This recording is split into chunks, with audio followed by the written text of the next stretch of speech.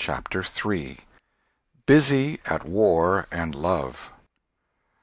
Tom presented himself before Aunt Polly, who was sitting by an open window in a pleasant rearward apartment which was bedroom, breakfast-room, dining-room, and library combined. The balmy summer air, the restful quiet, the odor of the flowers, and the drowsing murmur of the bees had had their effect, and she was nodding over her knitting, for she had no company but the cat, and it was asleep in her lap. Her spectacles were propped up on her gray head for safety. She had thought that of course Tom had deserted long ago, and she wondered at seeing him place himself in her power again in this intrepid way. He said, "Mayn't I go and play now, Aunt?" "What, a-ready? How much have you done?" "It's all done, Aunt." "Tom, don't lie to me. I can't bear it." "I ain't, Aunt. It is all done." Aunt Polly placed small trust in such evidence. She went out to see for herself, and she would have been content to find 20% of Tom's statement true. When she found the entire fence whitewashed, and not only whitewashed but elaborately coated and recoated, and even a streak added to the ground, her astonishment was almost unspeakable. She said, "Well, I never! There's no getting round it. You can work when you're a mind to, Tom." And then she diluted the compliment by adding, "But it's powerful seldom you're a mind to, I'm bound to say. Well, go along and play, but mind you get back some time in the week, or I'll tan you." She was so overcome by the splendor of his achievement that she took him into the closet and selected a choice apple and delivered it to him, along with an improving lecture upon the added value and flavor a treat took to itself when it came without sin through virtuous effort. And while she closed with a happy scriptural flourish, he hooked a doughnut. Then he skipped out and saw Sid just starting up the outside stairway that led to the back rooms on the second floor. Clods were handy, and the air was full of them in a twinkling. They raged around Sid like a hailstorm, and before Aunt Polly could collect her surprised faculties and sally to the rescue, 6 or 7 clods had taken personal effect, and Tom was over the fence and gone. There was a gate, but as a general thing he was too crowded for time to make use of it. His soul was at peace, now that he had settled with Sid for calling attention to his black thread and getting him into trouble. Tom skirted the block and came round into a muddy alley that led by the back of his aunt's cow-stable.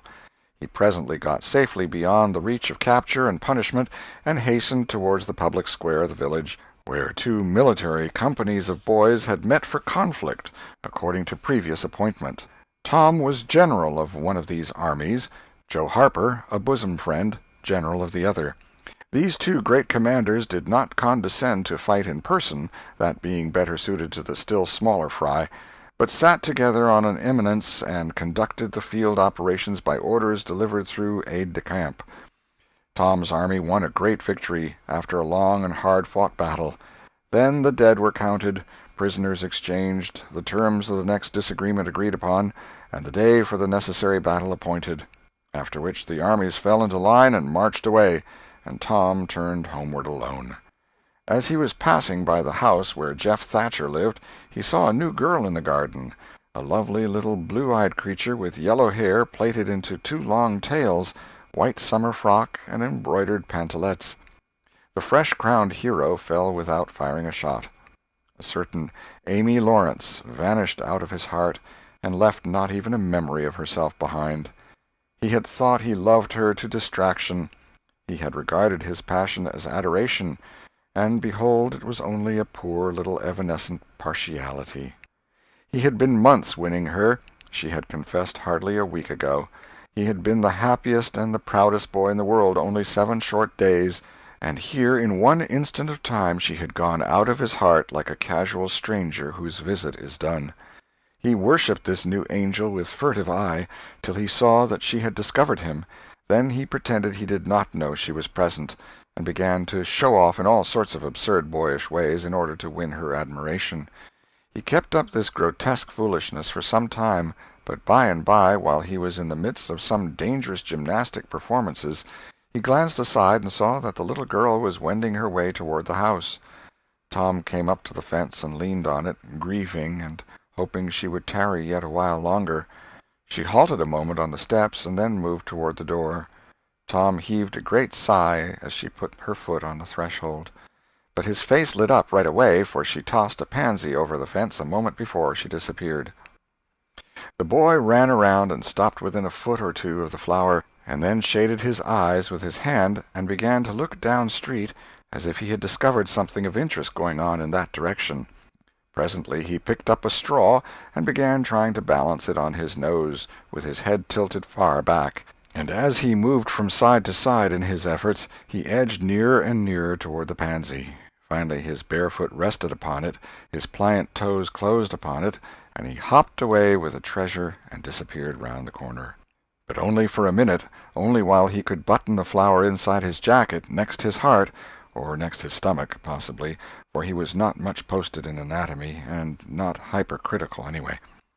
He returned now and hung about the fence till nightfall, showing off as before, but the girl never exhibited herself again, though Tom comforted himself a little with the hope that she had been near some window meantime and been aware of his attentions. Finally he rode home reluctantly, with his poor head full of visions. All through supper his spirits were so high that his aunt wondered what had got into the child. He took a good scolding about clodding Sid, and did not seem to mind it in the least. He tried to steal sugar under his aunt's very nose, and got his knuckles rapped for it. He said, "Aunt, you don't whack Sid when he takes it." "Well, Sid don't torment a body the way you do. You'd be always into that sugar if I warn't watching you." Presently she stepped into the kitchen, and Sid, happy in his immunity, reached for the sugar-bowl, a sort of glorying over Tom which was well-nigh unbearable. But Sid's fingers slipped, and the bowl dropped and broke. Tom was in ecstasies. In such ecstasies that he even controlled his tongue and was silent. He said to himself that he would not speak a word, even when his aunt came in, but would sit perfectly still till she asked who did the mischief, and then he would tell, and there would be nothing so good in the world as to see that pet model catch it. He was so brimful of exultation that he could hardly hold himself when the old lady came back and stood above the wreck discharging lightnings of wrath from over her spectacles. He said to himself, "Now it's coming," and the next instant he was sprawling on the floor. The potent palm was uplifted to strike again when Tom cried out, "Hold on, now, what are you belting me for? Sid broke it." Aunt Polly paused, perplexed, and Tom looked for healing pity. But when she got her tongue again, she only said, "Humph! Well, you didn't get a lick amiss, I reckon. You been into some other audacious mischief when I wasn't around, like enough." Then her conscience reproached her, and she yearned to say something kind and loving, but she judged that this would be construed into a confession that she had been in the wrong, and discipline forbade that. So she kept silence, and went about her affairs with a troubled heart. Tom sulked in a corner and exulted his woes. He knew that in her heart his aunt was on her knees to him, and he was morosely gratified by the consciousness of it. He would hang out no signals. He would take notice of none. He knew that a yearning glance fell upon him now and then through a film of tears, but he refused recognition of it. He pictured himself lying sick unto death, and his aunt bending over him, beseeching one little forgiving word, but he would turn his face to the wall and die with that word unsaid. Ah, how would she feel then? And he pictured himself brought home from the river, dead, with his curls all wet and his sore heart at rest. How she would throw herself upon him, and how her tears would fall like rain, and her lips pray God to give her back her boy, and she would never, never abuse him any more. But he would lie there, cold and white, and make no sign, a poor little sufferer whose griefs were at an end. He so worked upon his feelings with the pathos of these dreams that he had to keep swallowing, he was so like to choke, and his eyes swam in a blur of water which overflowed when he winked, and ran down and trickled from the end of his nose. And such a luxury to him was this petting of his sorrows that he could not bear to have any worldly cheeriness or any grating delight intrude upon it. It was too sacred for such contact, and so, presently, when his cousin Mary danced in, all alive with the joy of seeing home again after an age-long visit of 1 week to the country, he got up and moved in clouds and darkness out at one door as she brought song and sunshine in at the other. He wandered far from the accustomed haunts of boys, and sought desolate places that were in harmony with his spirit. A log raft in the river invited him, and he seated himself on its outer edge and contemplated the dreary vastness of the stream, wishing the while that he could only be drowned, all at once and unconsciously, without undergoing the uncomfortable routine devised by nature. Then he thought of his flower. He got it out, rumpled and wilted, and it mightily increased his dismal felicity. He wondered if she would pity him if she knew. Would she cry, and wish that she had a right to put her arms round his neck and comfort him? Or would she turn coldly away like all the hollow world? This picture brought such an agony of pleasurable suffering that he worked it over and over again in his mind, and set it up in new and varied lights till he wore it threadbare. At last he rose up sighing, and departed in the darkness. About 9:30 or 10 o'clock he came along the deserted street to where the adored unknown lived. He paused a moment. No sound fell upon his listening ear. A candle was casting a dull glow upon the curtain of a second-story window. Was the sacred presence there? He climbed the fence, threaded his stealthy way through the plants, till he stood under that window. He looked up at it long and with emotion. Then he laid him down on the ground under it, disposing himself upon his back, with his hands clasped upon his breast and holding his poor wilted flower.